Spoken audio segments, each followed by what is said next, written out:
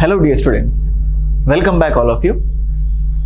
So supreme కోర్టుకి సంబంధించిన different లెక్చర్స్ని మనం ఇక్కడ డిస్కస్ చేసుకోబోతున్నాము. Consider the following statements with reference to the supreme court of India.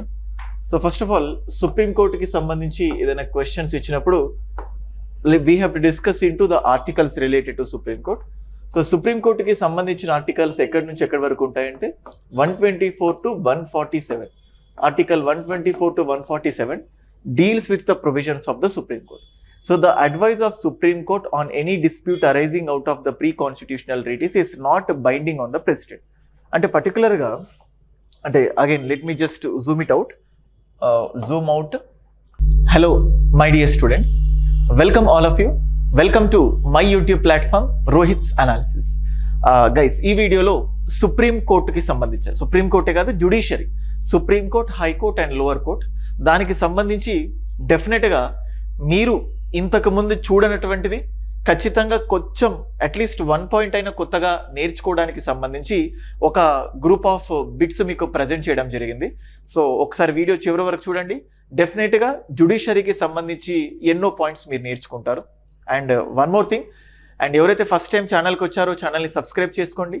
మన ఛానల్లో టీఎస్పిఎస్సికి సంబంధించి అటు టీఎస్పిఎస్సి అటు ఏపీపీఎస్సి రెండిటికి సంబంధించి స్పెషలైజ్డ్ టెస్ట్ సిరీస్ ఉన్నాయి. కానీ ప్రస్తుతానికైతే టీఎస్పిఎస్సి ఎక్స్క్లూజివ్గా స్టార్ట్ చేయడం జరిగింది. ఆ కోర్స్ యొక్క లింక్ కింద డిస్క్రిప్షన్లో ప్రొవైడ్ చేస్తాను. Exactly to the examination point of view at పార్, అంటే టిపికల్ క్వశ్చన్స్, యావరేజ్, మీడియం అన్నీ కలిపి మంచి నా పర్సనలైజ్డ్ సూపర్విజన్లో టెస్ట్ సిరీస్ని లాంచ్ చేయడం జరిగింది. తెలంగాణలో ఎగ్జామినేషన్ గ్రూప్ 2కి సంబంధించి చాలా తక్కువ టైం ఉంది. సో మీ అందరికీ కూడా ఎక్స్ప్లెనేషన్స్తో కూడిన వీడియో ఇవ్వడం, ఎగ్జామ్ పెట్టడం జరిగింది. ఒకసారి చూడండి. And as I told you, polity, ఇప్పుడు మీరు ఏదైతే వీడియో చూస్తున్నారో ఇటువంటి వీడియోస్ అన్నీ బేసికల్గా the name of this is mission 75. అంటే ఈ ప్రోగ్రామ్ పేరే మిషన్ 75. అది ఏపీ అయినా టీఎస్ అయినా పాలిటీలో 75 మార్క్స్ టార్గెట్తో, సో అన్ని క్రిటికల్గా థింక్ చేస్తూ క్రిటికల్ వేలో క్వశ్చన్స్ ఇస్తూ మీకు పాలిటీ సిలబస్ మొత్తాన్ని ఒక క్రాష్ కోర్స్ విత్ ఎంసీక్యూస్ రూపంలో మీకు కవర్ చేయడం జరుగుతుంది. దీనికి సంబంధించిన కోర్స్ కూడా మన అప్లికేషన్లో ఉంది. And as I told you, APPSC group 2కి సంబంధించి ఎక్స్క్లూసివ్ ఫ్యాకల్టీ టీమ్ కోర్స్ ఉంది విత్ నామినల్ ప్రైస్. గ్రూప్ 1కి సంబంధించి కూడా కోర్సెస్ మీకు అవైలబుల్లో ఉన్నాయి. అండ్ కరెంట్ అఫైర్స్ ఎవరైతే బాగా వరి అవుతారో, మంత్లీ మ్యాగజైన్స్ ఉన్నాయి, 7 months కరెంట్ అఫైర్స్ ఉన్నాయి, 8 months కరెంట్ అఫైర్స్ ఉన్నాయి. అది తెలుగులో, ఇంగ్లీష్లో 2 languagesలో సపరేట్గా అవైలబుల్ ఉన్నాయి. మీరు దాన్ని చూడొచ్చు. So let's proceed for the video. ఏదైనా రాజ్యాంగపూర్వ ఒప్పందం వల్ల తలెత్తిన ఏదైనా వివాదంపై సుప్రీంకోర్టు సలహా రాష్ట్రపతికి కట్టుబడి ఉండదు. సో అదంటే పర్టికులర్గా question is about advisory jurisdiction of the supreme court, దాని గురించి. సో అడ్వైజరీ జ్యూరిస్డిక్షన్కి సంబంధించిన ఆర్టికల్ ఎంత అంటే article 143. Article 143 deals with the provisions of advisory jurisdiction. దీన్ని సలహా పరిధి అంటారు. సో ఈ సలహా పరిధి అంటే ప్రెసిడెంట్, రాష్ట్రపతి సలహా అడుగుతాడు, president will ask the advice. President అడుగుతాడు. ఎవరికి అడుగుతాడు? సుప్రీంకోర్టు. సో ప్రెసిడెంట్ సుప్రీంకోర్టుకి అడ్వైజ్ అడిగితే సుప్రీంకోర్టు జనరల్గా సలహా ఇవ్వచ్చు, ఇవ్వకపోవచ్చు. జనరల్గా ఇది ఒక నార్మల్ కాన్వర్జేషన్ లాగా. మీరు ఒక పర్సన్ దగ్గరికి వెళ్ళి మూవీ బాగుందా బాగాలేదా అంటారు. అంటే అసలు మూవీ గురించి కొంచెం మీరు ఫీడ్బ్యాక్ ఇవ్వండి అంటారు. అంటే జస్ట్ మీరు వెళ్ళిన తర్వాత మీరు అడిగిన పర్సన్ ఫీడ్బ్యాక్ ఇవ్వచ్చు, ఇవ్వకపోవచ్చు. ఎందుకు ఇచ్చాడు, ఎందుకు ఇవ్వలేదని ఆలోచించాం కదా. ఇక్కడ కూడా అలాగే ప్రెసిడెంట్ సుప్రీంకోర్టుకి సలహా అడుగుతాడు. ఏ విషయంలో సలహా అడుగుతాడో పక్కన పెట్టండి. First president will ask the advice. Supreme court సలహా ఇవ్వచ్చు, ఇవ్వకపోవచ్చు. సరే, సుప్రీంకోర్టు సలహా ఇచ్చింది అనుకోండి, దాన్ని మళ్ళీ ప్రెసిడెంట్ వినొచ్చు, వినకపోవచ్చు. అంటే పాటించవచ్చు, పాటించకపోవచ్చు. మళ్ళీ ఈ క్వశ్చన్ మీ మైండ్కి వస్తుంది, అసలు అదేంటి, సుప్రీంకోర్టుకి అడగడం ఏంటి, అది చెప్తే ఈయన వినకపోవడం ఏంటి అని. అంటే ఇప్పుడు మీరు ఒక సినిమాకి వెళ్ళాలని ఫిక్స్ అయిపోయారు. వీళ్ళు అడుగుతారు ఒక పర్సన్కి, బ్రదర్ లేకపోతే బ్రో అంటున్నాం కదా, బ్రో కల్చర్, ఇప్పుడు బ్రో సినిమా ఎలా ఉంది అంటారు. అంటే అడిగినప్పుడు ఆయన సలహా చెప్పొచ్చు, చెప్పకపోవచ్చు. సినిమా వేస్ట్, జండు బామ్ అని చెప్పి ఆయన చెప్పొచ్చు బాలేదని, మీకు చెప్తున్నాడు. మీరు సినిమాకి వెళ్ళొచ్చు, వెళ్ళకపోవచ్చు, అది మీ ఇష్టం. ఆయన వద్దని చెప్పిన తర్వాత కూడా నువ్వు ఎందుకు వెళ్ళావని అన్నాము కదా. అంటే స్టూడెంట్కి ఇట్లా ఆలోచనలు వస్తాయి. అక్కడ రాదు, ఇక్కడ ఆలోచన వస్తుంది. అందుకే నేను మీకు కంపేర్ చేశాను. ప్రెసిడెంట్ సుప్రీంకోర్టుకి అడుగుతాడు, అది చెప్పొచ్చు చెప్పకపోవచ్చు, అది సలహా చెప్తే ప్రెసిడెంట్ పాటించవచ్చు పాటించకపోవచ్చు. అంటే ఒపీనియన్ని స్ట్రెంథెన్ చేసుకోవడానికి ఇది హెల్ప్ అవుతుంది. ప్రెసిడెంట్ సుప్రీంకోర్టు అడుగుతాడు, ఎలా అడుగుతారు అంటే త్రూ అటార్నీ జనరల్. సో అంటే ఇక్కడ అప్పుడప్పుడు అడుగుతారు, president can directly seek the advice from the supreme court. మరి ఇది రిడిక్యులస్ క్వశ్చన్ ఇది, కానీ అట్లాంటిది ప్రెసిడెంట్ ఎప్పుడు సుప్రీంకోర్టుతో డైరెక్ట్గా కమ్యూనికేట్ అవ్వదు. ఏజీ ఇప్పుడు ఆంధ్రప్రదేశ్ చంద్రబాబు నాయుడు గారికి సంబంధించిన కేసు ఉన్నప్పుడు గవర్నమెంట్ నుంచి అడ్వకేట్ జనరల్ మాట్లాడుతున్నాడు. అట్లా సెంట్రల్ గవర్నమెంట్ కాబట్టి అటార్నీ జనరల్ సుప్రీంకోర్టుకి అడుగుతారు, ఆయన చెప్పొచ్చు చెప్పకపోవచ్చు. ఏ సలహా ఇది అదని కాదు, ఏదైనా కూడా. సో నంబర్ ఆఫ్ టైమ్స్ సలహా అడిగారు ఇప్పటివరకు ప్రెసిడెంట్.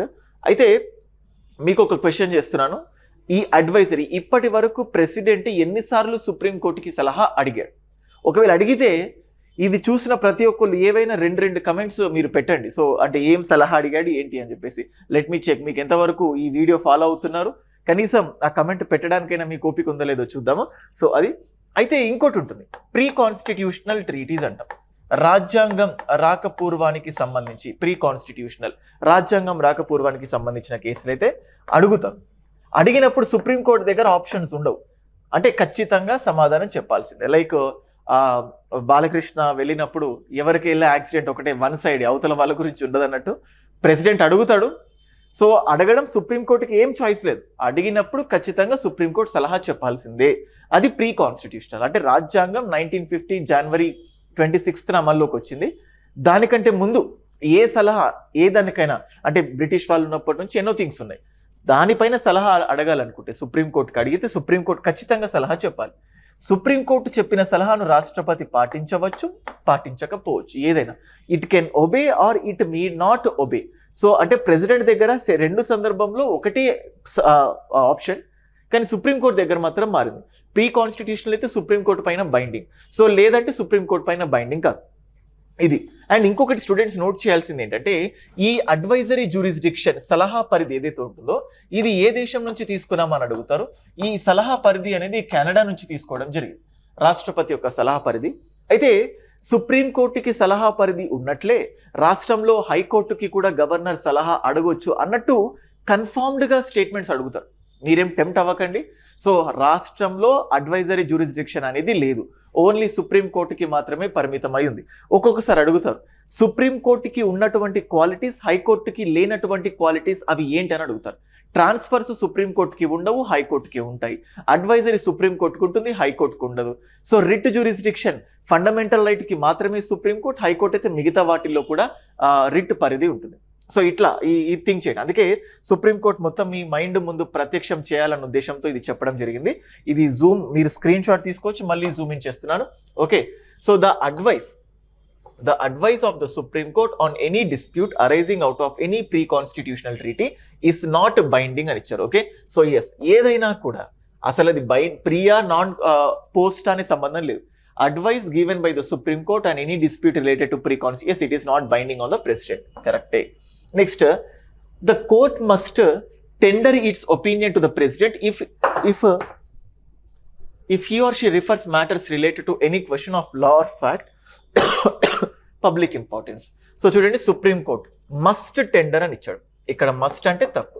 సుప్రీంకోర్టు నాకే చాలా పనులు ఎక్కువ ఉన్నాయి, నువ్వు ఇంకొక వేరే పని చూసుకొని నేను చెప్పలేకపోవచ్చు అని కూడా చెప్పొచ్చు. Supreme court may give the opinion or supreme court need not give any opinion. So కాబట్టి first correct, second wrong.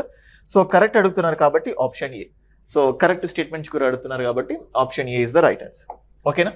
So next question, you can look at this. Zoom out చేస్తున్నాను, you can take a screenshot, మళ్ళీ zoom in చేస్తున్నాను. Let me explain you. Okay, ఇక్కడ చూడండి, బేసికల్గా పాలిటీలో ప్రతి line to line aspirant చదవడు. అంటే మీకు మీరు ఏమనుకుంటారంటే ఇది నాకు ఆల్రెడీ వచ్చేసింది, I'm going to correct it అని మీరు అనుకుంటారు, బట్ అది కాదు. సో మళ్ళీ చెప్తున్నాను, ఇట్స్ నాట్ దట్.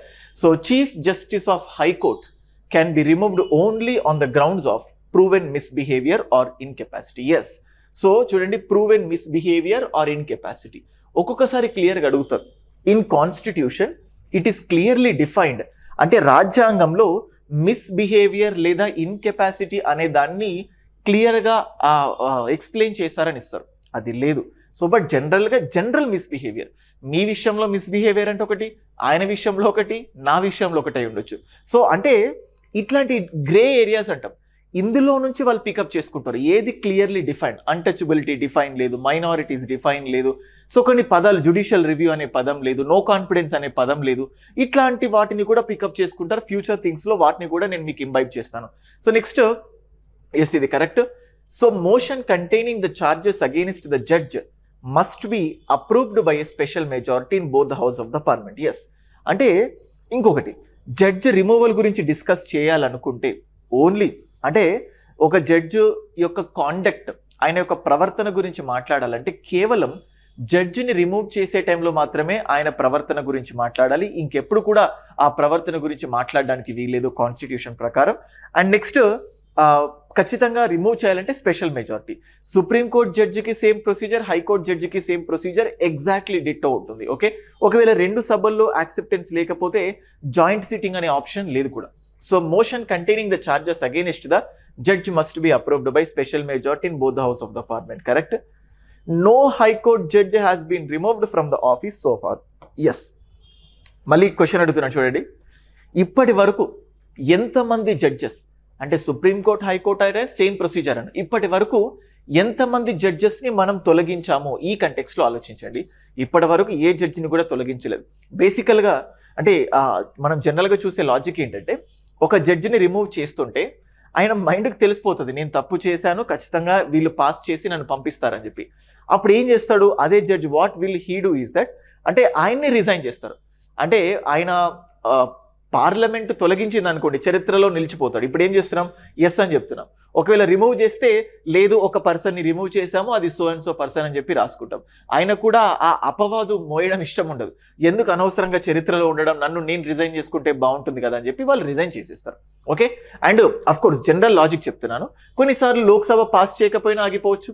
రీసెంట్గా కొన్ని రోజుల క్రితం Deepak Mishra, the former chief justice of India, Deepak మిశ్రాను రిమూవ్ చేద్దాము అని చెప్పి జస్ట్ ఒక రెజల్యూషన్ని రాజ్యసభలో ఇంట్రడ్యూస్ చేస్తే దాన్ని వెంకయ్య నాయుడు, అప్పటి వైస్ ప్రెసిడెంట్, అని యాక్సెప్ట్ చేయలేదు.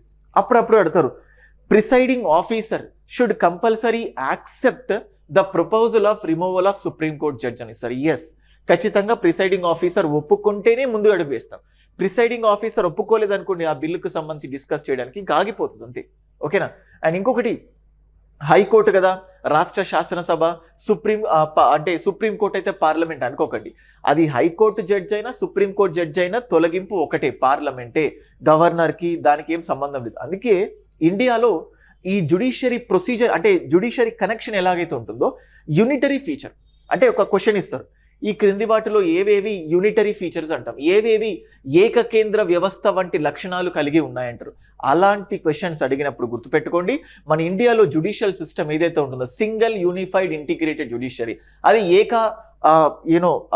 ఏకకేంద్ర వ్యవస్థ వంటి లక్షణాలు కలిగి ఉన్నాయి, అది గుర్తుపెట్టుకోండి. ఓకే, సో కాబట్టి ఇప్పటి వరకు ఏ జడ్జిని, ఒకసారి సౌమిత్ర సేన్ అని చెప్పి, రామస్వామి అనుకోని, నాగార్జున రెడ్డి కానీ, సో ఇలా చాలా మందికి ప్రపోజల్స్, అంటే జస్ట్ ఇనిషియేషన్ జరిగింది, కానీ ఇప్పటి వరకు ఏ సుప్రీంకోర్టు జడ్జిని తొలగించలేదు. ఈవెన్ ప్రెసిడెంట్ చూసినా ఇప్పటి వరకు ఏ ప్రెసిడెంట్ని తొలగించలేదు, ఇప్పటి వరకు ఏ వైస్ ప్రెసిడెంట్ని తొలగించలేదు. అంటే తొలగించడానికి అడుగులు పడ్డాయి కానీ ఎవరిని కూడా తొలగించలేదు. ఓకే, ఇటువంటి ఫ్యాక్ట్స్ అంటే ఎవరు గమనించినటువంటి ఫ్యాక్ట్స్ మనకు లాస్ట్ క్లాస్లో అడిగారు. ఇప్పటి వరకు ఎన్ని ప్రైవేట్ మెంబర్ బిల్స్ పాస్ అయ్యాయి, చివరి ప్రైవేట్ మెంబర్ బిల్ ఏది, ఎవరు ప్రధానమంత్రిగా ఉన్నప్పుడు ఎక్కువ ప్రైవేట్ మెంబర్ బిల్స్ పాస్ అయ్యాయి, రాజ్యసభలో ప్రారంభించబడ్డ ప్రైవేట్ మెంబర్ బిల్స్ ఇప్పటి వరకు ఎన్ని పాస్ అయ్యాయి, అంటే ఈ కంటెక్స్లో కొన్ని అడగవచ్చు. ఎందుకంటే పాలిటీ లిమిటెడ్ సిలబస్, ఇది లిమిటెడ్ సిలబస్ కాబట్టి ఒక పాయింట్ టైంలో ప్రతి ఒక్క క్వశ్చన్ ఏదో రకంగా ఎగ్జామ్లో ఇచ్చినట్టే ఉంటాం, కానీ కొత్త కొత్త క్వశ్చన్స్ అడగాలి, స్టూడెంట్ని కన్ఫ్యూజ్ చేయాలి. యూపీఎస్సీ కూడా ఇటువంటివి అడుగుతుంది.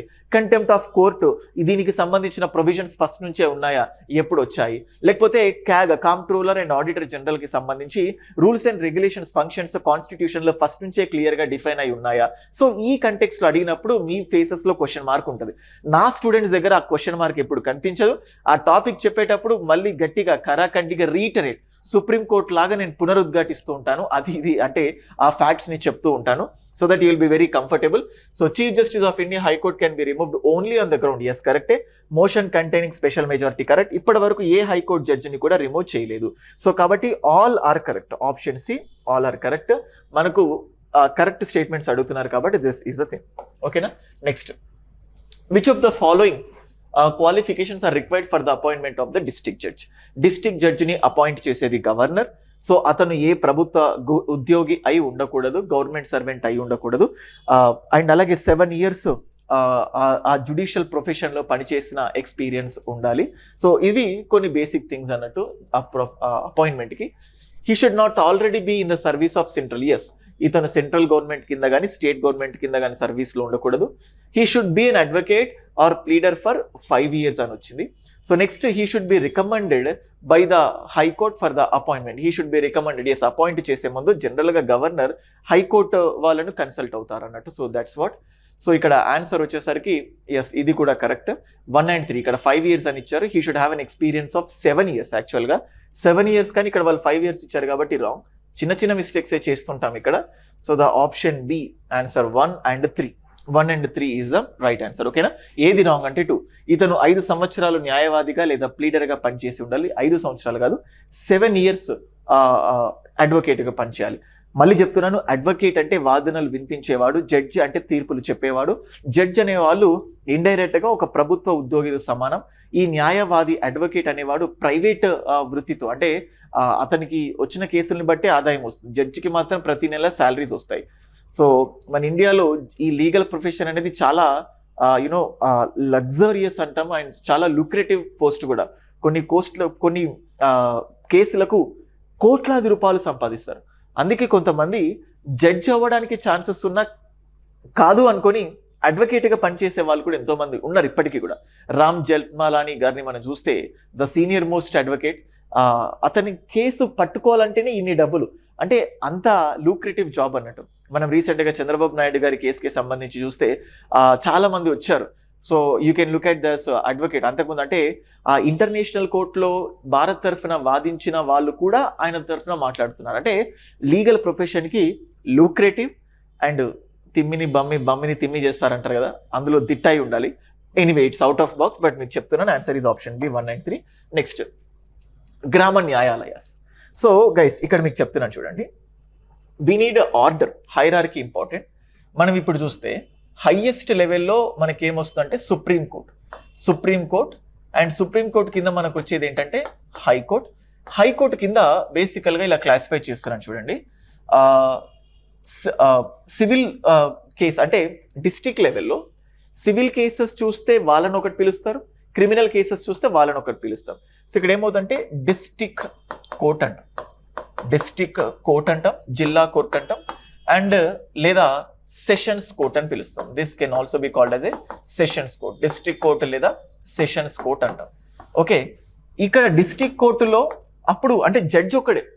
సివిల్ కేసెస్ని చూస్తే ఆయనను డిస్ట్రిక్ట్ జడ్జ్ అంటాం, సివిల్ కేసెస్ మాత్రమే చూసుకుంటారు. ఇక్కడ క్రిమినల్ కేసెస్ చూస్తే వాళ్ళని ఏమంటామంటే సెషన్స్ జడ్జ్ అంటాం. సో క్రిమినల్ కేసెస్ కోసం మనకు సెషన్స్ కోర్ట్ ఉంటుంది. తెలుగులో కూడా సేమ్, మళ్ళీ కన్ఫ్యూజ్ అవ్వకండి, జిల్లా కోర్టు. ఇప్పుడు ఈ జిల్లా కోర్టు కింద ఏముంటుంది, what will be present below the district court అంటే సబార్డినేట్ జడ్జెస్ కోర్ట్ అంటాం, సబార్డినేట్ జడ్జెస్ కోర్ట్. మళ్ళీ దీన్ని క్లియర్గా తెలుగులోకి కన్వర్ట్ చేసుకొని పోరాటం చేయకండి, తెలుగులో కూడా దీన్ని సబార్డినేట్ జడ్జెస్ కోర్ట్ అనే అంటాం. ఈ సబార్డినేట్ జడ్జెస్ కోర్టు కింద మళ్ళీ మనకి ఏముంటుందంటే మున్సిఫ్ కోర్టు ఉంటుంది. ఇది తెలిసి ఉంటుంది, కాకపోతే ఆ ఆర్డర్ మీకు చెప్తున్నాను. మున్సిఫ్ కోర్టు. సెషన్స్ కోర్టు కింద మనకేమవుతుందంటే చీఫ్ జ్యుడిషియల్ మ్యాజిస్ట్రేట్, సిజేఎం అని రాస్తున్నాను, chief judicial magistrate. Chief judicial magistrate కింద మళ్ళీ judicial magistrate, just judicial magistrate ఉంటుంది. ఇప్పుడు మనకి ఇప్పుడు సబార్డినేట్ జడ్జెస్ ఉంటే వీళ్ళని ఏమంటామంటే సీనియర్ క్లాస్ 1 సివిల్ జడ్జ్ అంటాం. ఇక్కడ ఉన్న పర్సన్ ని senior class 1 judge, civil judge. ఇక్కడ జూనియర్ క్లాస్ 2 సివిల్ జడ్జ్ అంటాం. ఇక్కడ ఉన్న వాళ్ళని జూనియర్ క్లాస్ 2 సివిల్ జడ్జ్ అని పిలుస్తాం. ఇప్పుడు మున్సిఫ్ కోర్టు, జ్యుడిషియల్ మ్యాజిస్ట్రేట్, ఈ రెండిటి కింద ఉంటుంది గ్రామ న్యాయాలయాస్ అంటాం. సో పంచాయతీ లెవెల్లో, ఇంటర్మీడియట్ లెవెల్లో మనకు ఉంటాయి గ్రామ న్యాయాలయాస్ అంటాం, గ్రామ న్యాయాలయాస్. సో వీటిని 2008లో గ్రామ న్యాయాలయ యాక్ట్ ద్వారా వీటిని ఎస్టాబ్లిష్ చేశారు. Okay, chief judicial magistrate. Even ఇప్పుడు చూడండి, ఈ జ్యుడిషియల్ మ్యాజిస్ట్రేట్ వాళ్ళు అప్ టు ఎన్ని ఇయర్స్ పనిష్మెంట్స్ ఇవ్వచ్చు అంటే they can give a punishments up to 3 years. Chief judicial magistrate వాళ్ళేమో దే కెన్ గివ్ అంటే కేసెస్ని బట్టి, కేసు యొక్క లోతుని బట్టి పనిష్మెంట్స్ ఇస్తారు కదా. CJM అంటే చీఫ్ జ్యుడిషియల్ మ్యాజిస్ట్రేట్, వీళ్ళేమో జ్యుడిషియల్ మ్యాజిస్ట్రేట్, వీళ్ళు 7 years వరకు పనిష్మెంట్ ఇస్తారు. ఈ సెషన్స్ కోర్టు వాళ్ళు ఏంటంటే even up till capital punishment అంటే ఉరి శిక్షను కూడా వేయొచ్చు. అంటే డెత్ పెనాల్టీ వరకు 1-2 సెషన్స్ కోర్టు డెత్ పెనాల్టీ వేయొచ్చా? జిల్లా అంటే డిస్ట్రిక్ట్ లెవెల్లో క్రిమినల్ కేసెస్ని చూసేది సెషన్స్ కోర్ట్, క్యాపిటల్ పనిష్మెంట్ కూడా ఇవ్వచ్చు. కానీ ఈ క్యాపిటల్ పనిష్మెంట్ ఒకవేళ ఈ సెషన్స్ కోర్ట్ ఇస్తే దీన్ని ఖచ్చితంగా ఎవరు అప్రూవ్ చేయాలంటే హైకోర్టు. సో ఆ హైకోర్టు అప్రూవ్ చేయాలి. ఒకవేళ హైకోర్టు నిజంగా డెత్ పెనాల్టీని ఓకే చేస్తే మనకు మళ్ళీ దీన్ని అపీల్ అంటాం. అపీల్ కూడా డైరెక్ట్గా సుప్రీంకోర్టులో అపీల్ చేసుకోవచ్చు. మళ్ళీ అది ఇంకో పెద్ద కాన్సెప్ట్, మళ్ళీ డిస్కస్ చేద్దాం. ఈ జ్యుడిషియల్ మ్యాజిస్ట్రేట్ కింద మళ్ళీ దాని క్లాస్ 1 డిస్ట్రిక్ట్ మ్యాజిస్ట్రేట్ అంటాం. క్లాస్ 1 జ్యుడిషియల్ మ్యాజిస్ట్రేట్ ఏదైతే ఉందో క్లాస్ 1 మ్యాజిస్ట్రేట్ అంటాం. వాళ్ళేమో 1 year వరకు పనిష్మెంట్. గ్రామ న్యాయాలయాల్ని అఫ్ కోర్స్ ఈ క్లాస్ 1 జ్యుడిషియల్ మ్యాజిస్ట్రేట్ గా కూడా పిలుస్తారు. వీళ్ళు 1 year వరకు పనిష్మెంట్స్ ఇవ్వచ్చు. ఈ గ్రామ న్యాయాలయాలు సివిల్ క్రిమినల్ కేసెస్ కలిపి చూస్తారు. ఇప్పుడు ఇవన్నీ కాంప్లెక్స్ ఏదైతే ఉంటుందో అంటే దాన్ని డిస్ట్రిక్ట్ కోర్ట్ కాంప్లెక్స్ అంటాం. అక్కడ ఈ సివిల్ జడ్జ్, క్రిమినల్ జడ్జ్ ఎవరైతే ఉన్నారో ఆయనని ప్రిన్సిపల్ డిస్ట్రిక్ట్ జడ్జ్ అని కూడా పిలుస్తాం. కొన్ని ప్లేసెస్లో పేర్లు మారుతూ ఉంటాయి. సో ఇలా అపీల్ చేస్తూ ఉంటాం. ఓకేనా? సో ఇది స్ట్రక్చర్. దాని కంటెక్స్ట్లో క్వశ్చన్స్ అడిగారు. It has been setup through laws of respective state legislature. గ్రామ న్యాయాలయను సంబంధిత రాష్ట్రాల యొక్క చట్టాల ద్వారా వచ్చిందన్నారు తప్పు. ఇది ఇంతకుముందు చెప్పాను నేను, గ్రామ న్యాయాలయ యాక్ట్ ద్వారా వచ్చిందని చెప్పాను కదా. నెక్స్ట్ ద ప్రిసైడింగ్ ఆఫీసర్ అంటే గ్రామ న్యాయాలయాస్కి హెడ్గా ఉన్న వాళ్ళను న్యాయాధికారి అంటాం. సో అంటే ఇక్కడ జనరల్గా పార్లమెంట్లో ప్రిసైడింగ్ ఆఫీసర్ అంటే స్పీకర్, రాజ్యసభలో ప్రిసైడింగ్ ఆఫీసర్ అంటే చైర్మన్, అసెంబ్లీలో స్పీకర్, మళ్ళీ కౌన్సిల్లో చైర్మన్. మీకు ఇట్లా డౌట్స్ వస్తాయి, అవేం పెట్టుకోకండి. సో ప్రిసైడింగ్ ఆఫీసర్ అంటే సభాపతి. న్యాయాధికారి is appointed by the state government in consultation with the high court. Yes, ఇది కరెక్టే. స్టేట్ గవర్నమెంట్ అంటే అఫ్ కోర్స్ ప్రతిదీ గవర్నర్ పేరు పైన జరుగుతుంది, అది గుర్తుపెట్టుకోండి. Gram Nyayalaya shall exercise the powers of, ఇంతకుముందు చెప్పాను కదా, బోత్ సివిల్ అండ్ క్రిమినల్. ఇంతకుముందు తీసుకున్నాం అనుకోండి. ఇప్పుడు నెక్స్ట్ ఇప్పుడు చూడండి గ్రామ న్యాయాలయం. ఇది ఇప్పుడు ఈ మధ్యలో మాత్రమే ఇవి సివిల్, ఇది క్రిమినల్. ఇక్కడనేమో ఒక్కటైపోయింది. అందుకోసం గ్రామ న్యాయాలయ దగ్గర అట్లాంటి డిస్టింక్షన్ ఏమీ ఉండదు. సో ఇది రెండింటిని కూడా చూస్తుంది. సో కాబట్టి ఫస్ట్ రాంగ్, 2 and 3 మాత్రం కరెక్ట్. 2 and 3 కరెక్ట్ కాబట్టి option B. So 2 and 3 are correct statements. ఓకేనా? ఇది అండ్ నెక్స్ట్ క్వశ్చన్ చూద్దాము. So if you look at this with respect to the appellate. So మళ్ళీ ఇది ఇంకా పెద్ద కాన్సెప్ట్. అపీలేట్ జ్యూరిస్డిక్షన్కి సంబంధించి ఇంతకుముందు చెప్పాను కదా. సో ఈ అపీలేట్ జ్యూరిస్డిక్షన్ చూస్తే ఇలా అపీల్ మున్సిఫ్ కోర్టు నుంచి సబార్డినేట్ కోర్టు, అక్కడ నుంచి డిస్ట్రిక్ట్ కోర్టు, అక్కడ నుంచి హైకోర్టు, అక్కడ నుంచి సుప్రీం కోర్టు. ఇప్పుడు గ్రామ న్యాయాలయం నుంచి జ్యుడిషియల్ మ్యాజిస్ట్రేట్, అక్కడ నుంచి చీఫ్ జ్యుడిషియల్ మ్యాజిస్ట్రేట్, అండ్ ఇక్కడ నుంచి సెషన్స్ కోర్ట్, అక్కడ నుంచి హైకోర్టు, అక్కడ నుంచి సుప్రీం కోర్టు. ఇలా అపీల్ చేస్తూ పోతే సుప్రీం కోర్టుని మనం ఏమంటామంటే హైయెస్ట్ కోర్ట్ ఆఫ్ అపీల్ అంటాం. అందుకే highest court of appeal, appellate jurisdiction lies in the hands of supreme court. Supreme court దగ్గర కూడా అక్కడతో ఆగదు. సింగిల్ జడ్జ్ ఉంటాడు, మళ్ళీ 3 judges కేసు ఉంటుంది, 5 judges కేసు, డివిజన్ బెంచెస్ అంటాం కదా. రీసెంట్గా తెలంగాణలో గ్రూప్ 1 ఎగ్జామినేషన్ క్యాన్సిల్ అయినప్పుడు సింగిల్ జడ్జ్ ఇచ్చిన తర్వాత డివిజన్ బెంచ్కి వెళ్ళడం జరిగింది. మళ్ళీ ఆ డివిజన్ బెంచెస్ కూడా ఒక్కొక్క దానికి ఒక్కోలా ఉంటుంది. సివిల్ కేసెస్ అయితే కొన్నిటికి మాత్రమే డివిజన్ బెంచెస్ ఛాన్సెస్ ఉంటాయి, క్రిమినల్ కేసు అయితే అన్నిటికీ ఛాన్సెస్ ఉంటాయి. ఆఫ్ కోర్స్ అది మళ్ళీ ఇంకో కాన్సెప్ట్లో డిస్కస్ చేద్దాము. సో ఇప్పుడు మనకి ఇచ్చింది ఏంటంటే in respect of appellate jurisdiction the supreme court to grant అంటే స్పెషల్ లీవ్ పిటిషన్. ఇక్కడ చూడండి స్పెషల్ లీవ్ అని అడుగుతున్నారు.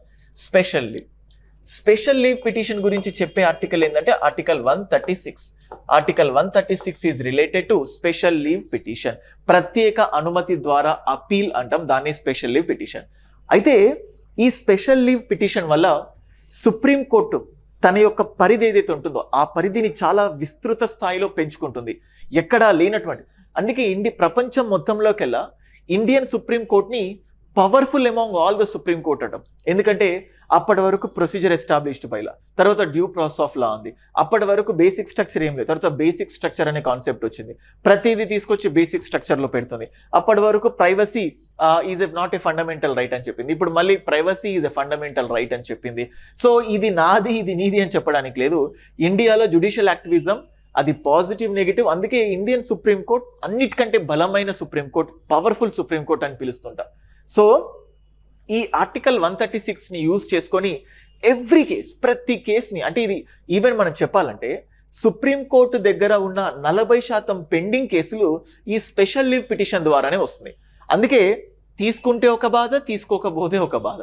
సో బట్ ఎనీహౌ ఒక ప్రొవిజన్ అనేది ఇచ్చారు. అందుకే ఆ నంబర్ ఆఫ్ కేసులు పెండింగ్ కూడా, అంటే గ్రూప్ 1 మెయిన్స్ ఆన్సర్లో నేను దీని గురించి ఎప్పుడు చెప్తుంటాను. So why the number of cases are pending in the supreme court అని. Next it is special leave petition, అంటే అది సివిల్ క్రిమినల్ అని కాదు, ఏ కేసు కాన్స్టిట్యూషనల్ కేసు కూడా తీసుకోవచ్చు. అయితే ఇక్కడ చూడండి తెలివిగా ఏమి ఇచ్చారంటే it is applicable only to civil and criminal matters అని ఇచ్చారు.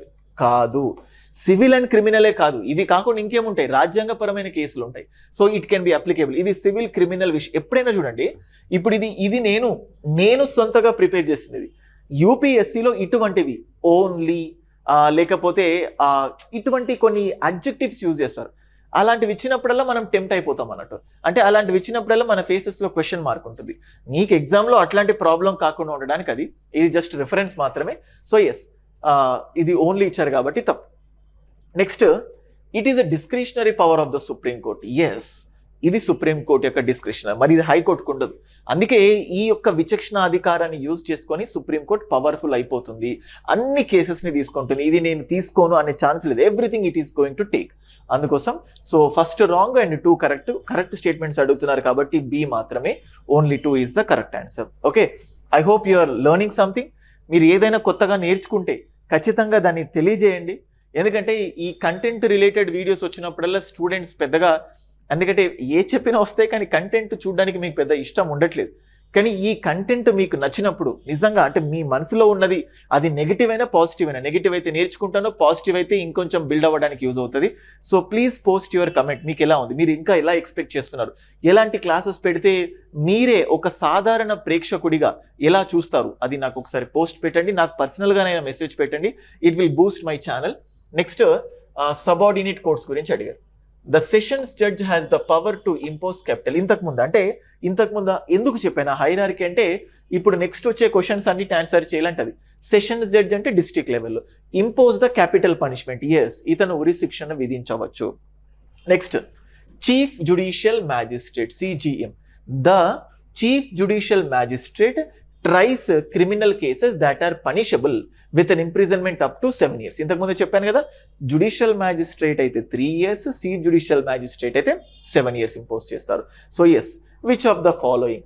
సో చీఫ్ జ్యుడిషియల్ మ్యాజిస్ట్రేట్ 7 ఏళ్ల వరకు జైలు శిక్షతో కూడిన క్రిమినల్ కేసులను విచారిస్తారు. Yes, judicial magistrate, chief judicial magistrate అంటే క్రిమినల్ కేసెస్. సెషన్స్ అంటే అది క్రిమినల్, డిస్ట్రిక్ట్ అంటే అది సివిల్. చాలా మందికి తెలిసి ఉండకపోవచ్చు, దాని గురించి మీకు ఇక్కడ క్లియర్గా డిస్కస్ చేశాను. సో ఆప్షన్ 2 కూడా కరెక్ట్ కాబట్టి బోత్ 1 and 2 ఆర్ కరెక్ట్. మనకి ఇక్కడ అడిగింది ఏంటంటే కరెక్ట్ అడిగారా? ఎస్, కరెక్ట్ అడిగారు. ప్రతిసారి అండర్లైన్ చేసుకోండి ఏది కరెక్ట్ ఏది రాంగ్, ఏం అడుగుతున్నారు క్వశ్చన్స్ అనేటిది. ఓకేనా? Next, consider the following statements. There is no fixed tenure for the supreme court judge as he can be removed from his office by the president. So ఇది అంటే బేసికల్గా ఇది రిపీట్ అయినట్టుంది, ఐమ్ జస్ట్ రిపీటింగ్. మనకు 6 లేదా 65 years ఇట్లా అనుకుంటాము. అంటే బేసికల్గా చీఫ్ ఎలక్షన్ కమిషనర్, క్యాగ్ అట్లాంటి వాళ్ళకి ఇది పరిమితం. బట్ సుప్రీంకోర్టు జడ్జ్ అంటే ఇంతకుముందే చెప్పాను, వాళ్ళు ఈక్వల్ టు ఒక ప్రభుత్వ ఉద్యోగి. రిటైర్మెంట్ ఏజ్ వచ్చేంత వరకు వాళ్ళు కంటిన్యూ అవుతారు. హైకోర్టు మాత్రం 62. మళ్ళీ మీకే క్వశ్చన్ అడుగుతున్నాను, రాజ్యాంగం వచ్చిన మొదటి నుంచి హైకోర్టు జడ్జి 62 yearsకే రిటైర్ అవుతున్నారా అనే కాన్సెప్ట్ లేదు. ఫస్ట్ నుంచి 60 years ఉండేటిది, తర్వాత 62 yearsకి పెంచారు. ఏ రాజ్యాంగ సవరణ చట్టం ద్వారా హైకోర్టు జడ్జి రిటైర్మెంట్ ఏజ్ 60 నుంచి 62కి ఇంక్రీజ్ అయింది? కమెంట్ సెక్షన్లో పెట్టండి. మీ యొక్క ఇంటెన్సిటీ తెలియడానికి నేనే క్వశ్చన్స్ అడుగుతున్నాను. అట్లీస్ట్ దానివల్లనైనా మీరు ఇంకా స్ట్రాంగ్గా ఫర్మ్గా ఉంటారు వింటర్ క్లాస్ అని. Yes, there is no fixed tenure for the Supreme Court judge as he can be removed from his office by the president on the recommendations of parliament. Correct? The conduct of Supreme Court judge cannot be discussed in the ఇంతకు ముందే చెప్పాను. So ఇక్కడ impeachment అనే పదం ఇచ్చారు. బేసికల్గా impeachment use చేయరు, వాళ్ళను అంటే యూనో రిమూవ్ చేస్తామన్నట్టు, అభిశంసన తీర్మానం అంటాము. సో రిమూవ్ చేసేటప్పుడు కాకుండా ఇంకెప్పుడు కూడా వాళ్ళ గురించి డిస్కస్ చేయొద్దు లోకల్లో, అంటే పార్లమెంట్లో ఎప్పుడు డిస్కస్ చేయొద్దు, అది కరెక్టే. So there is no tenure, fixed tenure, కాబట్టి రెండు కరెక్టే. So both 1 and 2. ఒక్కొక్కసారి నేను చెప్పేటప్పుడు ఎక్స్ప్లెనేషన్స్ కరెక్ట్ ఇస్తాను, ఆప్షన్స్ పెట్టే దగ్గర హడావిడిలో కొంచెం మిస్ అవుతాయి, ఇంతకుముందు వీడియోస్లో అయినా ఫ్యూచర్ వీడియోస్లో అయినా ఈ వీడియోలో అయినా. సో ఎక్స్ప్లెనేషన్ మీకు గుర్తుంది కాబట్టి దాని ప్రకారమే ప్రొసీడ్ అవ్వండి, ఓకేనా. So next question, you can look at this. Which of the following cases supreme court has the original jurisdiction? చూడండి, original jurisdiction is discussed in the article 131. Original ప్రాథమిక పరిధి అంటాం. ఏ కేసులోనైతే డైరెక్ట్గా, ఇది గ్రూప్ 1లో జరిగిన 2 ఎగ్జామ్స్లో, గ్రూప్ 4 TS ఎగ్జామ్లో, రీసెంట్గా యూపీఎస్సీ కండక్ట్ చేసిన 2023 ప్రిలిమినరీ ఎగ్జామినేషన్ అడిగారు. ఈ ఒరిజినల్ జ్యూరిస్డిక్షన్ బాగా వస్తుంది. అయితే inter state river water disputes చాలా జనరల్గా 2-3 రాష్ట్రాలకు మధ్యలో డిస్ప్యూట్స్ వస్తాయి. The disputes between 2 states will be tackled only by the supreme court. 2-3 రాష్ట్రాల మధ్య వివాదాలు ఖచ్చితంగా సుప్రీం కోర్టే ట్యాకిల్ చేయాలి జనరల్గా. కానీ అది నదీ జలాలకు సంబంధించి అయితే, వాటర్ డిస్ప్యూట్కి సంబంధించి అయితే మనకు ఇండియన్ కాన్స్టిట్యూషన్లో ఆర్టికల్ 262 అనేది ఉంది. ఇది 262 ఏం చేస్తుందంటే, ఇంటర్ స్టేట్ రివర్ వాటర్ డిస్ప్యూట్స్ని రిజాల్వ్ చేయడానికి పార్లమెంట్ ఏవైనా చర్యలు, యాక్షన్స్ తీసుకోవచ్చు అని చెప్పి చెప్తుంది. అండ్ పార్లమెంట్ తీసుకునే ఆ చర్య సుప్రీంకోర్టు పరిధి నుంచి దూరం పెట్టొచ్చు. So parliament can take any actions to resolve the inter state water disputes and that action can be kept away from the purview of the supreme court అని కూడా సెకండ్ పాయింట్ ఉంటుంది. సో ఈ ఆర్టికల్ని use చేసుకొని 1956లో inter state river water disputes act అని ఒకటి, inter state river board act అని 2. రివర్ బోర్డ్ వచ్చింది, రివర్ వాటర్ ట్రిబ్యునల్స్ కూడా వచ్చాయి. అందుకే మనకు Bachawat tribunal, Brijesh Kumar tribunal, so Kaveri dispute ఇప్పుడు న్యూస్లో ఉంది. అట్లా ట్రిబ్యునల్స్కి ఆర్టికల్ 262కి కనెక్షన్ ఉంది. సో కాబట్టి అంటే 2-3 స్టేట్స్కి మధ్యలో డిస్ప్యూట్ ఒరిజినల్ జ్యూరిస్డిక్షనే. కానీ ఆర్టికల్ 131A ఇంకొక పాయింట్ ఉంటుంది, exceptions to the original jurisdiction of the supreme court, మినహాయింపు. ఆ మినహాయింపుని దృష్టిలో పెట్టుకొని ఇందులో ఏమిస్తుంటే, మినహాయింపులో ఇంటర్ స్టేట్ వాటర్ అంటే 2-3 రాష్ట్రాల మధ్య వివాదాలు సుప్రీంకోర్టు, ఆ వివాదం వాటర్కి సంబంధించి అయితే సుప్రీంకోర్టు ఎగ్జెంప్షన్, అది ఆర్టికల్ 131Aలో ఉంది. సో కాబట్టి ఇది ఒరిజినల్ జ్యూరిస్డిక్షన్ కిందకి రా. నెక్స్ట్ ఈ ఎగ్జెంప్షన్ ఏది అంటే, జనరల్గా స్టేట్ గవర్నమెంట్కి సెంట్రల్ గవర్నమెంట్కి మధ్యలో ఏ డిస్ప్యూట్ అయినా మళ్ళీ అది కూడా సుప్రీంకోర్టు, కానీ ఆ డిస్ప్యూట్ ఫైనాన్స్ కమిషన్కి సంబంధించి అయితే మళ్ళీ అది ఎగ్జెంప్షన్. అంటే చూడండి, article 131 original jurisdiction, 131A exemption to the original jurisdiction. So అది చెప్తుంది. So matters referred to the finance, yes ఇది కూడా exempted.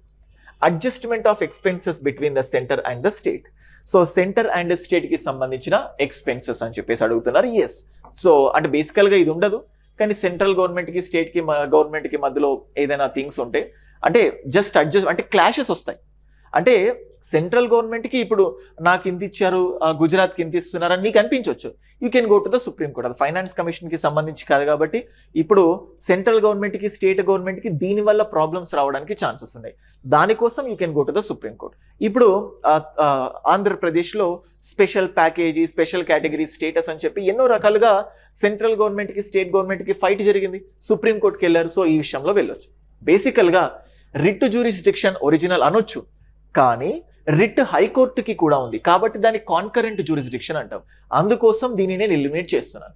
So the best suitable answer is కేంద్రం మరియు రాష్ట్రాల మధ్య ఖర్చుల సర్దుబాటు. So option C is the right answer. Okay, again మళ్ళీ స్ట్రెస్ చేస్తున్నాను, మీకు ఖచ్చితంగా 4 ఆప్షన్స్లో నుంచి కనీసం ఒక 10 పాయింట్లైనా ప్రతి క్వశ్చన్కి స్పెండ్ చేస్తున్నాను. ఒకటి మోటివ్, ఆల్రెడీ చదువుకొని ఉన్న వాళ్ళైతే వాళ్ళకి రివిజన్ లాగా ఉంటుంది, చదువుకోబోయే వాళ్ళైతే చదవడం పైన క్యూరియాసిటీ క్రియేట్ చేయాలి అన్న ఉద్దేశంతో జనరల్గా మార్కెట్లో ఎక్కడా లేనటువంటి విధంగా పాలిటీ ఎక్స్ప్లెనేషన్ సిరీస్ని మీకు ప్రవేశపెట్టాను. మీరు చూడండి, ఈ టైం మీరు స్పెండ్ చేసిన తర్వాత అరే ఏదో కొంత నేర్చుకున్నాను కదా. జనరల్గా మూవీకి వెళ్ళినప్పుడు డైరెక్టర్ ఏం చెప్తాడంటే, మీరు పెట్టే 70 రూపాయలు 150 రూపాయలు వేస్ట్ కాదు అని నేను హామీ ఇస్తున్నాను అంటారు కదా. నా కోర్సులో మీరు పెట్టేది మాత్రం ఎక్కడ వేస్ట్ కాదు, ఖచ్చితంగా నేర్చుకున్నాను అని గుండె మీద చేసుకొని మాత్రం మీతో చెప్పిస్తాను. ఓకే, సో అది. నెక్స్ట్ క్వశ్చన్ చూద్దాం. If the president wants to seek legal, మళ్ళీ అడ్వైజరీ జ్యూరిస్డిక్షన్ కి సంబంధించి అడుగుతున్నారు. If the president wants to seek legal opinion or a matter of public importance from the Supreme Court, Supreme Court can assume to itself the power of legislation. President has to accept the advice given by the court. Supreme Court may refuse to tender the opinion. President has to first get the approval of the parliament of the same. అంటే president ఏదైనా public important things కి సంబంధించి supreme court నుంచి opinion తెలుసుకోవాలనుకుంటున్నాడు. ఏం చేస్తాడు జనరల్గా? Article 143 ప్రకారం సుప్రీంకోర్టుకు అడుగుతాడు. మళ్ళీ చెప్తున్నాను, ప్రెసిడెంట్ ఇటువంటిది మాత్రమే అడ్వైజ్ అడగాలి, ఇది అడగకూడదని లేదు. ప్రెసిడెంట్ కావాలనుకుంటే ప్రతి దాంట్లో ఏది పడితే అది, ఏ సందర్భం అయితే ఆ సందర్భం అది సుప్రీంకోర్టుకి అడ్వైజ్ అడగొచ్చు. There is no problem in that. చూడండి, supreme court can assume to itself, ఇది కాదు, పవర్ ఆఫ్ లెజిస్లేషన్ కాదు. ప్రెసిడెంట్ హ్యాస్ టు యాక్సెప్ట్, ఇంతకుముందే చెప్పాను, సుప్రీంకోర్టు సలహా చెప్పింది అనుకోండి, అది ప్రెసిడెంట్ వినొచ్చు వినకపోవచ్చు, కాబట్టి ఇది తప్పు, కంపల్సరీ అన్నాడు. Supreme court may refuse to give the opinion. Yes, ఆయన అడుగుతాడు, సుప్రీంకోర్టు ఇవ్వచ్చు ఇవ్వకపోవచ్చు, ఎందుకంటే జనరల్గా ప్రీ కాన్స్టిట్యూషనల్ కదా, అది జనరల్గా అడుగుతున్నారు కాబట్టి yes, it may refuse. Next, president has to first get the approval of the parliament. అంటే దీని మీనింగ్ ఏంటంటే, ఇక్కడ చూడండి, సుప్రీంకోర్టు తన అభిప్రాయాన్ని తెలియజేయడానికి రాష్ట్రపతి ముందుగా పార్లమెంట్ ఆమోదం పొందాలి. అంటే ప్రతిసారి పార్లమెంట్ ఆమోదంతో పని లేదు. మీకు ఇక్కడ చూడండి, మళ్ళీ జూమ్ అవుట్ చేయడం మర్చిపోతున్నాను, I'm just zooming out. So మళ్ళీ ఇక్కడ జూమ్ ఇన్ చేస్తున్నాను. ప్రతిసారి అడగాల్సిన ఆయన ఇష్టం. పార్లమెంట్కి దీనికి అసలు కంప్లీట్ ఇట్స్ రిడిక్యులస్ అనొచ్చు, లేకపోతే కంప్లీట్గా అవుట్ ఆఫ్ కంటెక్స్ట్ స్టేట్మెంట్ అని పిలవచ్చు. సో కాబట్టి ఇది కూడా రాంగ్. సో అంటే ఇక్కడ మనము elimination, the process of elimination ద్వారా వీఆర్ ఆన్సరింగ్ దిస్, దీన్ని మనం ఆన్సర్ చేస్తున్నాం. ఓకేనా? So next question, supreme court is a court of record. So court of record మళ్ళీ చెప్తున్నాను, సుప్రీం కోర్టుకి కోర్ట్ ఆఫ్ రికార్డ్ అని చెప్పే ఆర్టికల్ 129. ఆర్టికల్ 129 ప్రకారం సుప్రీం కోర్టుని కోర్ట్ ఆఫ్ రికార్డ్ అంటాం. అండ్ అలాగే ఆర్టికల్ 215 ప్రకారం హైకోర్టుకి కోర్ట్ ఆఫ్ రికార్డ్గా పిలుస్తారు. దీంట్లోనే కంటెంప్ట్ ఆఫ్ కోర్టు కూడా తాగి ఉంది. అందుకే పాలిటీ చదివినప్పుడు కాన్సెప్ట్ తెలియాలి, కాన్సెప్ట్తో పాటు మీకు 100%, 1000% కాన్సెప్ట్తో రిలేటెడ్ ఆర్టికల్. అంటే గ్రూప్స్కి ప్రిపేర్ అయ్యే వాళ్ళ స్టూడెంట్స్ అమ్మో ఆర్టికల్స్ చదవాలా, అమ్మో కేసెస్ చదవాలా, అమ్మో అమెండ్మెంట్స్ చదవాలా. సో నా క్లాస్ విన్నప్పుడు మాత్రం మీకు ఆ ఫీలింగ్ ఎప్పటికీ తెప్పించను. అంటే ఆర్టికల్స్ గుర్తు పెట్టుకోవాలి అని చెప్తూనే గుర్తు పెట్టుకునేటట్టు చెప్తాను. సో అది అంటే you can understand that. So judgement of the supreme court are recorded. Yes, ఎందుకంటే రికార్డ్ అంటే జనరల్గా మీకు ఒక ఎగ్జాంపుల్ చెప్తాను. జై భీమ్ సినిమాలో హెబియస్ కార్పస్కి సంబంధించి ఒక సీన్ ఉంటుంది. అక్కడ ఏమవుతుందంటే ఫస్ట్ ఆ జడ్జి హెబియస్ కార్పస్ ఇవ్వడానికి ఇష్టపడడు. ఇదే టైంలో సూర్య ఒక కేసు ఎగ్జాంపుల్ తీసుకొని చూడండి, ఈ కేసులో సుప్రీంకోర్టు హెబియస్ కార్పస్ని ఇచ్చింది, సో దాన్ని ఉటంకిస్తున్నాను, దాన్ని రిఫరెన్స్గా తీసుకుంటున్నాను అని చెప్పగానే వెంటనే he will give the habeas corpus. అంటే సుప్రీంకోర్టు ఒక కేసులో ఇచ్చిన తీర్పు దాని కింద స్థాయి కోర్టులన్నింటికీ ఒక రికార్డు లాగా, ఒక రిఫరెన్స్ లాగా ఉండిపోతుంది. సో దట్ ఈస్ వై, అందుకే ఆ చెప్పిన ఏవైతే జడ్జిమెంట్స్ ఉంటాయో వాటిని ఎప్పటికప్పుడు రికార్డ్ చేస్తూ ఉంటారు. పర్పెచువల్ మెమరీ, అంటే గుర్తు పెట్టుకోవడానికి ఒక మెమరీ లాగాని. Supreme court has the power to punish the contempt of court. Yes. So రీసెంట్గా ప్రశాంత్ భూషణ్ చాలా న్యూస్లో హైలైట్ అయ్యింది. చాలా కలెక్టర్స్ పైన కూడా కోర్టు కంటెంప్ట్ విధించడం జరిగింది. ఒకవేళ ఇప్పుడు కోర్టు ఉంది, తెలంగాణ హైకోర్టు, తెలంగాణ గవర్నమెంట్ని పిలిచి ఏమయ్యా ఎగ్జామ్ ఎందుకు పెట్టలేరు, ఆ డీటెయిల్స్ నా ముందు పెట్టండి అంటారు. వినలేదనుకోండి, వాళ్ళపైన కంటెంప్ట్. అంటే కంటెంప్ట్ ఆఫ్ కోర్ట్ అనేది చాలా బలమైన అస్త్రం కోర్టుల దగ్గర ఉంది. అది ఎవరైనా ఇంపోజ్ చేయొచ్చు. రాజ్యాంగం ప్రకారం సుప్రీంకోర్టుకి హైకోర్టుకు ఉంది. రాజ్యాంగం కాకుండా జనరల్గా లో కోర్టుకి కూడా కంటెంప్ట్ ఆఫ్ కోర్టు ఉంది. అంటే అవతల వాళ్ళు నా మాట వినాలంటే వాళ్లకు నేను భయపెట్టాలంటే contempt of court. Contempt of court 2 రకాలు ఉంటుంది, civil contempt, criminal contempt. Civil contempt అంటే జస్ట్ విల్ఫుల్ డిసోబీడియన్స్, జస్ట్ కావాలని వాళ్ళు మాట వినకపోతే వాళ్ళపైన సివిల్ కంటెంప్ట్. క్రిమినల్ కంటెంప్ట్ అనుకోండి, సుప్రీంకోర్టు యొక్క పేరు ప్రతిష్టలు, సుప్రీంకోర్టు హైకోర్టు యొక్క పేరు ప్రతిష్టలు, గౌరవ మర్యాదలు తగ్గించే విధంగా ఎవరు ప్రయత్నించినా, సో వాళ్ళపైన క్రిమినల్ కంటెంప్ట్ విధించడానికి ఛాన్స్ ఉంది. రీసెంట్గా ఆంధ్రప్రదేశ్ ముఖ్యమంత్రి జగన్మోహన్ రెడ్డి గారు ఎన్వి రమణ గారు చీఫ్ జస్టిస్ ఆఫ్ ఇండియా అంటే నెక్స్ట్ సీనియర్ జడ్జిగా ఉన్నాడు, అప్పటికి జస్టిస్ బాబ్డే ఉన్నారు. ఆయనకు ఒక లెటర్ రాశారు. అమరావతి రాజధాని భూములకు సంబంధించి ఈ ప్రధాన అంటే నెక్స్ట్ కాబోయే ప్రధాన న్యాయమూర్తి పైన కొన్ని అనుమానాలు ఉన్నాయి. అప్పుడు వెంటనే దేశవ్యాప్తంగా ఒక చీఫ్ మినిస్టర్ పైన కంటెంప్ట్ ఆఫ్ కోర్టు విధించాలి, ఇటువంటివి ఎన్నో థింగ్స్ ఉన్నాయి. అందుకే కోర్టును ఎవరు తక్కువ చేయరు. కోర్టు పిలిస్తే అది స్థాయి కలెక్టర్ అయినా, ముఖ్యమంత్రి అయినా, ప్రధానమంత్రి అయినా వచ్చి సమాధానం చెప్పాల్సిందే, లేకపోతే కంటెంప్ట్ విధించడానికి ఛాన్సెస్ ఉన్నాయి. ఓకే, మనం సినిమాలో కోర్టుల యొక్క పవర్ గురించి చాలా క్లియర్గా చూస్తూ ఉంటాము. సో అయితే రీసెంట్గా ఆంధ్రప్రదేశ్ ఏసీబీ జడ్జ్ ఎవరైతే ఉన్నారో ఆమెను కొంతమంది బెదిరించడానికి ప్రయత్నిస్తే ఆమెకు సెక్యూరిటీ కూడా ఇవ్వాలి అని చెప్పి సెంట్రల్ నుంచి సెక్యూరిటీ ఇవి మీరు చూస్తూ ఉండొచ్చు. అందుకే that contempt is more powerful. Article 19లో రీజనబుల్ రెస్ట్రిక్షన్స్లో కంటెంప్ట్ ఆఫ్ కోర్టు కూడా ఒక భాగం. సో కాబట్టి supreme court has power to punish. So రెండు కరెక్ట్. సో కాబట్టి both 1 and 2 are correct. So both 1 and 2 are correct.